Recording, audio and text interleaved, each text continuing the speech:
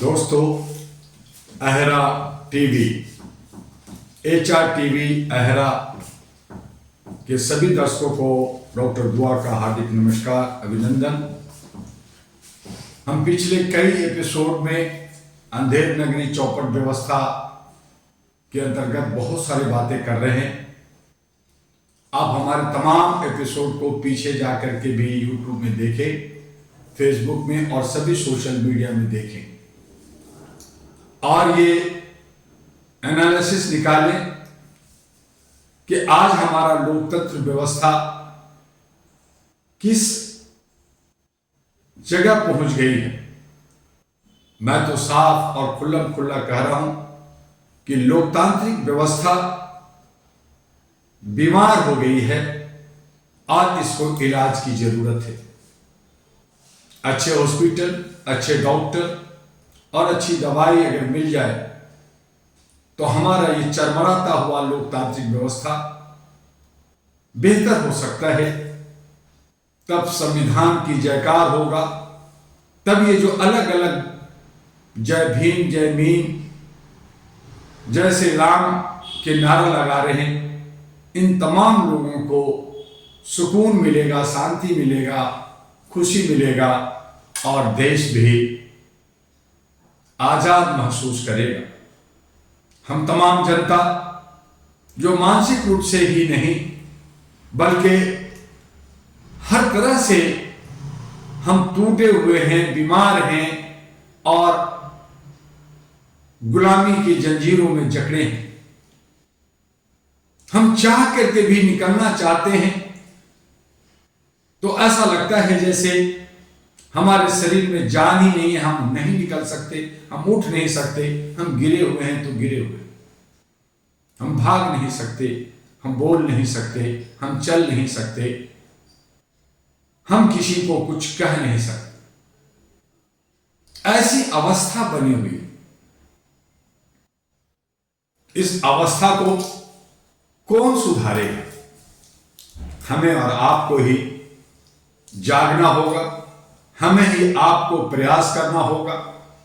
जो कॉर्पोरेट पार्टियां बनी हुई है, जिनके पीछे हम सब भाग रहे हैं और उन्हीं में से एक दो तीन लोगों में से कोई एक बनता है, कोई दूसरा बनता है, कभी तीसरा बनता है और हम छटपटाते रहते हैं, सोचते रहते हैं बदलाव होनी चाहिए, नया समीकरण होनी चाहिए, नया विकल्प आनी चाहिए। जब नया विकल्प रखा जाता है तो जयचंदों की भरमार होती है, अनभक्तों की भरमार होती है। संधि और आपस में अंदर ही घूस घूस कर करके तरह तरह से सब छल प्रपंच कर कर करके वो आपके हौसला को पस्त कर देता है, आपके पंख को काट देता है और आपको बीमार कर देता है। यही सारा प्रक्रिया को समझना होगा, जानना होगा। डॉक्टर दुआ मानवीय मूल्यों के लिए all India human rights association मानवता को जगाने के लिए जब आगे बढ़ा तो लोगों ने यही कहा कि मानवता किस चिड़िया का नाम है, लेकिन उसके बावजूद हम लोगों ने बेहतर काम किया। 36 राज्यों में, 18-17 देशों में, United nation, international bar association London, America और भारत के तमाम लीगल अथॉरिटी के साथ मिल करके, कंधे से कंधे मिल करके आगे बढ़े, बेहतर किया। लेकिन लोग जो टांग खींचने वाले लोग होते हैं, जो आपको आगे बढ़ने नहीं देना चाहते, हां, जब आप खत्म हो जाएंगे, मर जाएंगे तो आपके स्टेचू लगाने के लिए आएंगे, आपको एक मूर्ति बना देंगे, उस पर व्यापार करेंगे, फूल मालाएं चढ़ाएंगे, धंधा करेंगे, लेकिन जीते जी आपको कुछ नहीं मिलने वाला। All India human rights national party इन्हीं तमाम चीजों को सोचते हुए कि हमें भी सत्ता चाहिए, अच्छे लोग इसके अंदर, युवा युवती आए और ये लोकतांत्रिक व्यवस्था के अंदर जो बीमारी फैली हुई है, जो चरमराई हुई है, जो धूल लगी हुई है, जो पोल्यूटेड हो गई है, उसे हमें ठीक करना है। अहरा नेशनल पार्टी एनपी पहले चकला बेलन, उसके बाद इन्वेलप लेकर के आया, एक चुनाव चिन्ह इन्वेलप जिसके अंदर खजाना, और उसके आधार पर हमने कहा कि सिस्टम के अंदर जिस तरह से आधार कार्ड, पैन कार्ड, विदेश जाना है तो पासपोर्ट, राशन लेना है तो राशन कार्ड आवश्यक है, उसी तरह से भारत के अगर नागरिक है, लोकतांत्रिक व्यवस्था को ठीक करना है तो वोटर कार्ड जो बनता है उसका ऑथेंटिक, उसका एक सही इस्तेमाल होनी चाहिए, और 100% वोट देने का जो है एक आदेश होनी चाहिए, उसके लिए नियम और कानून होनी चाहिए। जो भारत के अंदर जिसके वोटर कार्ड बने हुए हैं, अगर वो वोट नहीं देता, विशेष कारणों पर छूट मिले या उनको उस पर भी कोई व्यवस्था की जाए जिससे वो जहां भी हो, बीमार हालत में हो या अन्य कारण से हो, तो उनका भी वोट लिया जा सके, उसकी व्यवस्था हो, लेकिन 100% वोट की व्यवस्था की जाए। अदरवाइज जितने भी वोट नहीं देते उनको जो है भारत का नागरिक या देशद्रोह का केस होनी चाहिए, या उसके तमाम आधार कार्ड, पैन कार्ड, बाकी कार्ड का इस्तेमाल रोक देनी चाहिए। एक बात। दूसरी बात कि जो वोटर कार्ड हैं, जो भारत के नागरिक हैं, वो गरीब हैं, वो जॉबलेस हैं, कोई आय का साधन नहीं है, तो उनको वोटर पेंशन मिलनी चाहिए। जैसे आप रेवड़ी बांटते हैं, आप कहते हैं महिलाओं को 2100, 2500, 3000, 5000, बाकी को इतना उतना, जो बांटने की बात करते हैं, अगर यही एक पेंशन के रूप में वोटरों को, जिसके अंदर महिला भी आते हैं, पुरुष भी आते हैं, हमारे बुजुर्ग भी आते हैं, जो वोटर है, उनको एक बंधा हुआ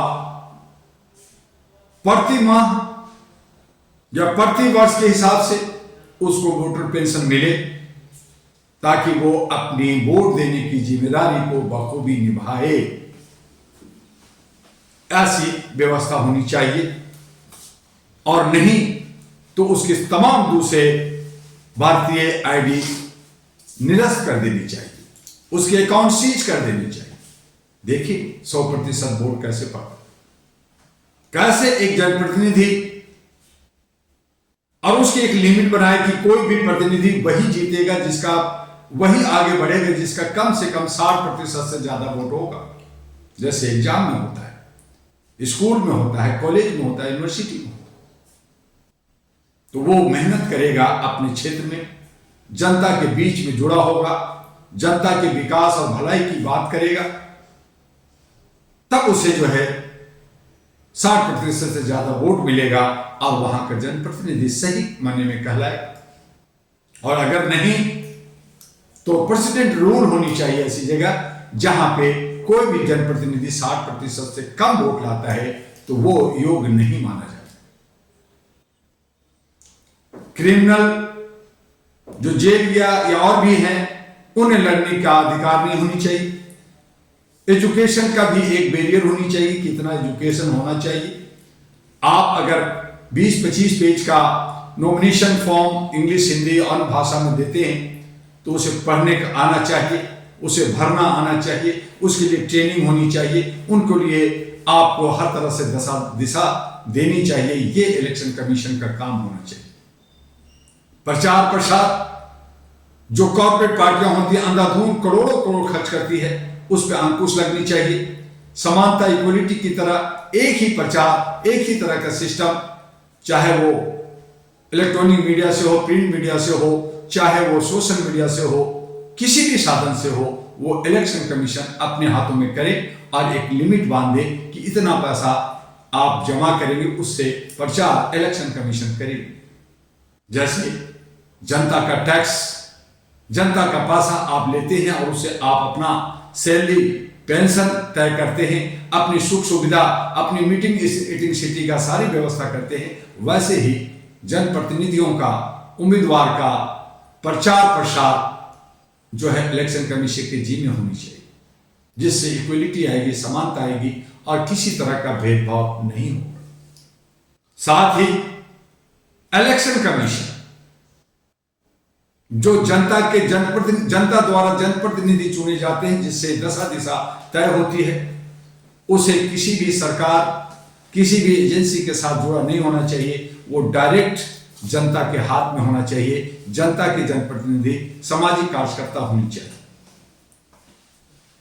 और साथ में जब ये सब कुछ हो तो हमें चोरी की शंका होती है कि ईवीएम से, इलेक्शन कमीशन इसके उसके पैसे से, दबंगगिरी से चोरी होती है, हमारे वोटों की पर डाका डाला जाता है। उसके लिए अगर ऐसा है और अगर जनता को विश्वास नहीं है तो खुल्लम खुल्ला मत का व्यवस्था की जाए, जिससे पैसा भी खर्च कम होगा, उसमें जो है समय भी कम बचेगा, समय भी कम लगेगा, बहुत सारे समय बचेंगे, पैसे बहुत सारे बचेंगे, जिससे स्कूल कॉलेज और विकास के बहुत सारे काम हो सकते हैं।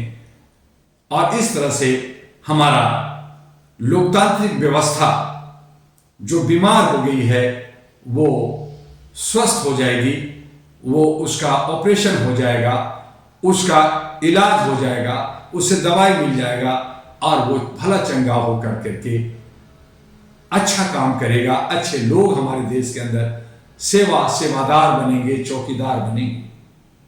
आज हमें देखने को मिल रहा है, चाहे वो दिल्ली हो, हरियाणा हो, बंगाल हो, महाराष्ट्र हो, झारखंड हो, जम्मू कश्मीर हो, सभी जगह यही कहा जा रहा है कि चोरी चोरी चोरी। बिना जीते जिता दिया जाता है, एग्जिट पोल बनाया जाता है, मीडिया को गुमराह कर या मीडिया को खरीदा जाता है, सब धंधेबाज हो जाते हैं और ऐसा मकर जाल, ऐसा जाल फैला दिया जाता है कि उसमें लोग जो है चुनाव करते हैं, गुप्त मतदान देते हैं, फिर रिजल्ट बिना काउंटिंग के हो जाता है, सबको खरीद लिया जाता है, सबको बेच लिया जाता है। एक नेता दूसरे नेता पे दोषारोपण करते हैं, इतना करोड़, इतना लाख, इतना करोड़ में सब सौदा हो गया, तय हो गया, खरीद लिया गया, हिसाब हो गया, किताब हो गया, सब तय हो गया। जब सब तय हो जाता है तो फिर जनता को बेवकूफ क्यों बनाया जाता है? जनता से गुप्त मतदान क्यों ली जाती है? जनता जनार्दन है, जनता अगर राजा है, जनता अगर सब कुछ है तो फिर उसको अधिकार खुल्लम खुल्ला होनी चाहिए। सुरक्षा की जहां तक अगर बात आती है तो उसके लिए हमारे यहाँ सिक्योरिटी है, हमारे पुलिस है, हमारे इंटेलिजेंस ब्यूरो है, हमारी तमाम व्यवस्था है, उसको सुरक्षा, उसमें कोई भेदभाव नहीं होनी चाहिए, कोई जात पात नहीं होनी चाहिए, कोई ऊंच नीच नहीं होनी चाहिए। तब हम सही निष्कर्ष पे आएंगे, सही रिजल्ट लेकर के आएंगे और तब ये जो 5,000 साढ़े 5,000 पार्टियां, बहुत सारे संगठन और उस पे कॉर्पोरेट पार्टियों की वर्चस्व, एक चोर तो दूसरा डाकू और एक बब्बर शेर तो एक जो है बहुत बड़ा डॉन, ये सारी समस्याएं खत्म हो जाएंगी। और इसके लिए डॉक्टर दुआ प्रयासरत है, काम कर रहा है कि मानवीय मूल्यों के आधार पर इसको आगे बढ़ाया जाए, आगे काम किया जाए। हम सब मनुष्य हैं, नश्वर हैं, आज रहना है, कल नहीं रहना है, लेकिन हमारा देश रहेगा। हमारा आने वाले जो बच्चे हैं, बच्चियां हैं, उनकी मुस्तकबिल, उनकी भविष्य बेहतर हो, देश खुशहाल हो, सोने की चिड़िया हो, इतिहास अच्छा हो और हम विश्व गुरु बने, हमारा शाइनिंग इंडिया हो। यही सब सोचते हुए दो जो उनकी रोटी, दाल रोटी खानी है, चैन की बंसी बजानी है, तो चैन की जिंदगी जीने के लिए हमें एक दूसरे को प्यार करना होगा, हमें विश्वास करना होगा, हमारी व्यवस्था सुगठित और व्यवस्थित करना होगा। आइए लोकतांत्रिक व्यवस्था जो बीमार हो गई है उसके इलाज के लिए हाथ बढ़ाइए एनपी अहरा के साथ। एनपी अहरा नेशनल पार्टी जो इनवेलप चुनाव चिन्ह, जिसका एक उद्देश्य है खुल्लम खुल्ला उद्देश्य है, काम करने का जिद है।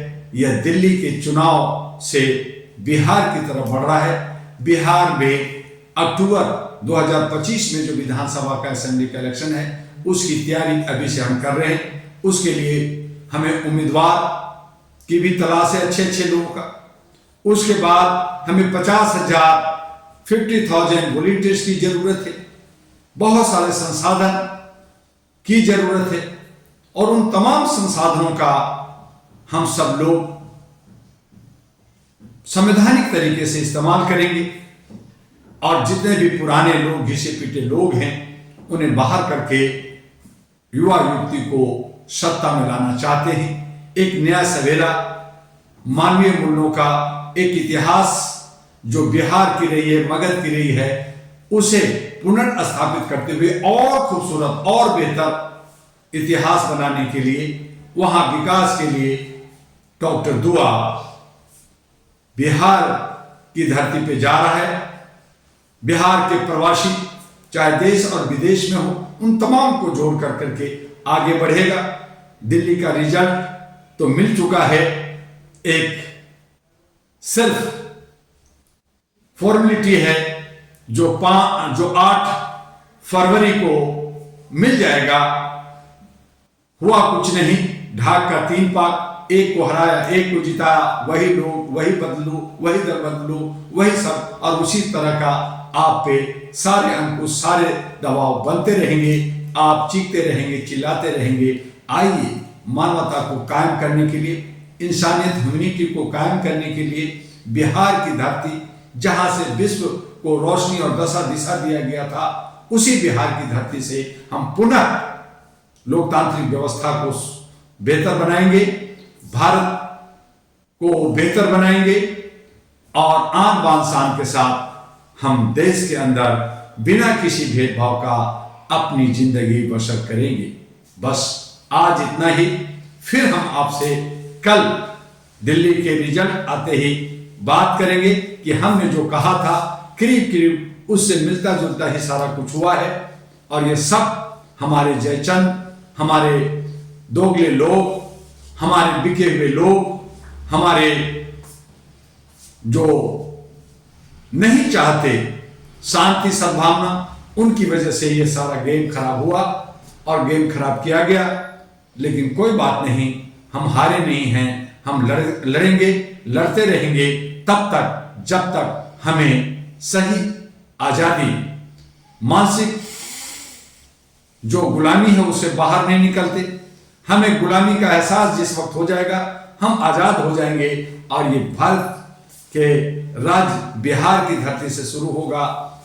ये काम हम और आप मिलकर करेंगे। जय हिंद, जय भारत। आपका डॉक्टर एमी दुआ, अहरा और एनपी का राष्ट्रीय अध्यक्ष।